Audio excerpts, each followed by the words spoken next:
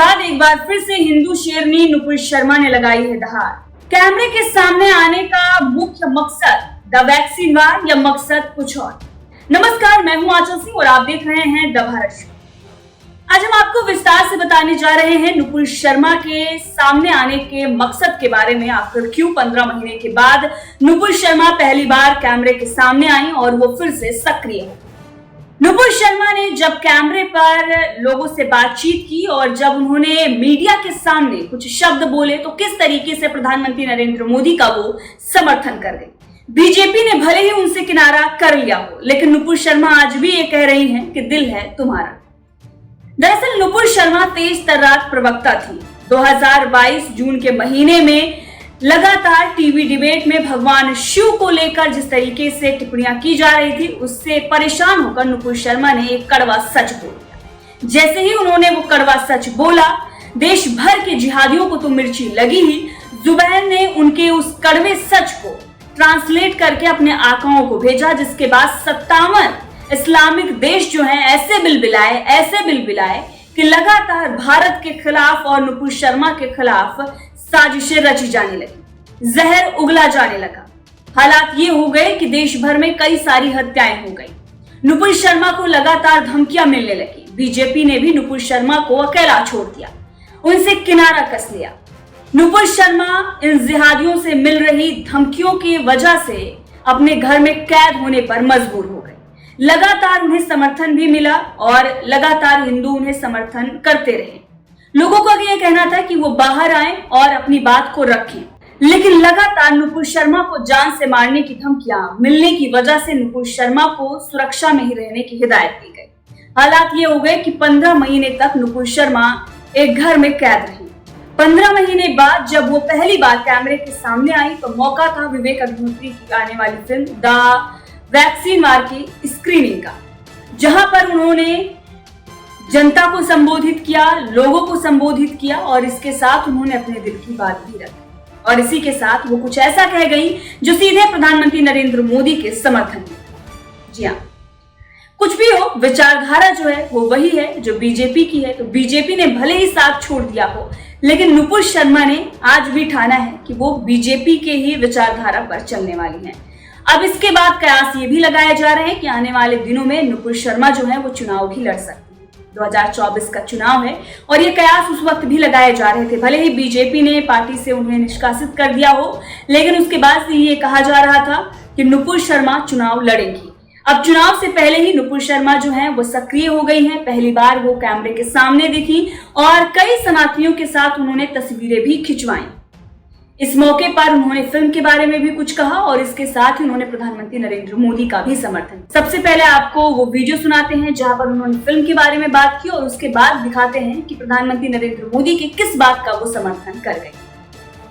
I just have to thank you all.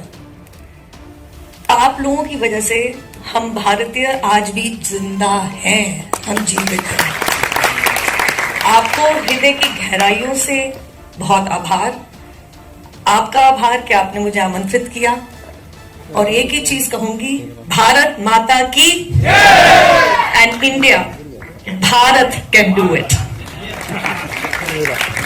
Thank you and if there are any questions.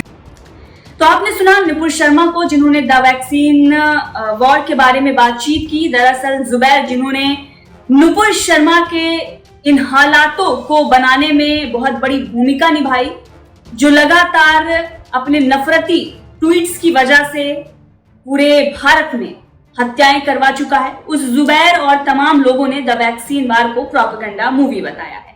Vaccine war, जहां पर यह दिखाया गया कि किस तरीके से भारत ने विश्व को बचाने के लिए, भारत के वैज्ञानिकों ने विश्व को बचाने के लिए चाइना के द्वारा जो संक्रमण आया उससे लोगों को बचाने के लिए जी तोड़ मेहनत की और उसके बाद एक बड़ी सफलता हासिल की और पूरे विश्व को वैक्सीन बांटी। इस फिल्म को लेकर देश की जनता जो है वो खुश नजर आ रही है, लेकिन वही नाराज हैं जो चाइना के वैक्सीन का समर्थन कर रहे थे और जो कोरोना फैलाने के लिए इधर उधर थूक रहे थे। अब आप मानसिकता कौन से लोग की ऐसी है समझ गए होंगे। उन लोगों के पेट में दर्द हो रहा है, इसीलिए इस फिल्म का बहिष्कार किया जा रहा है। लेकिन वहीं पर नुपुर शर्मा और तमाम जो राष्ट्रवादी हैं वो इस फिल्म के समर्थन में खड़े हो गए हैं। वहीं पर नुपुर शर्मा ने इस फिल्म के बारे में बातचीत करते करते उन्होंने कह दिया इंडिया, और उसके साथ उन्होंने कहा Bharat can do it. Bharat. प्रधानमंत्री नरेंद्र मोदी ने G20 में इंडिया की जगह भारत लिखा नेम प्लेट अपने सामने रखा था। जब राष्ट्रीय अध्यक्षों की मीटिंग हो रही थी उसके बाद कांग्रेस ने इस पर सवाल उठाया था और आज नुपुर शर्मा ने भी उस बात का समर्थन कर दिया प्रधानमंत्री नरेंद्र मोदी के, जो कि आप खुद सुन सकते हैं।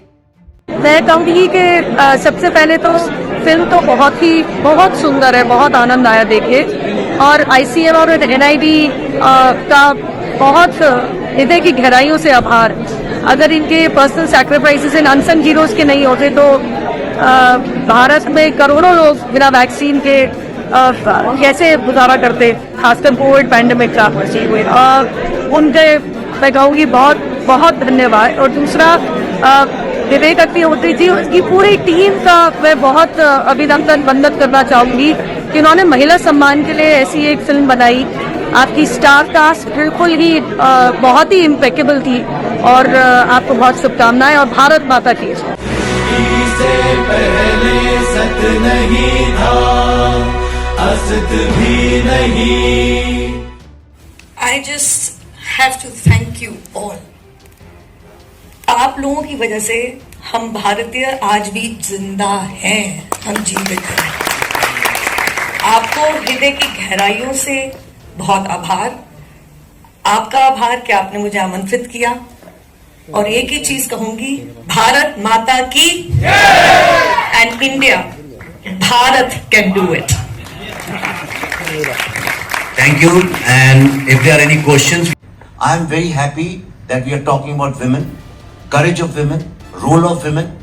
I want to invite one very courageous woman who for the first time has come out after she was being imprisoned in her own house because of malicious intentions of certain people in media.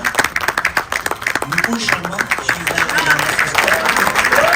I want to invite her, and she told me this is the first film she has seen in last 1 year.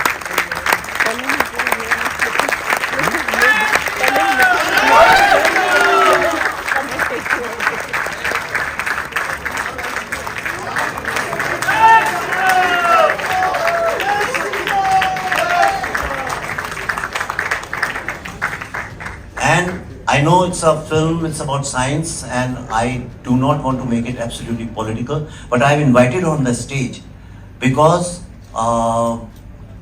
lots and lots of young girls and Indians are going to be encouraged. She's a courageous, she's a symbol of modern courageous Indian women.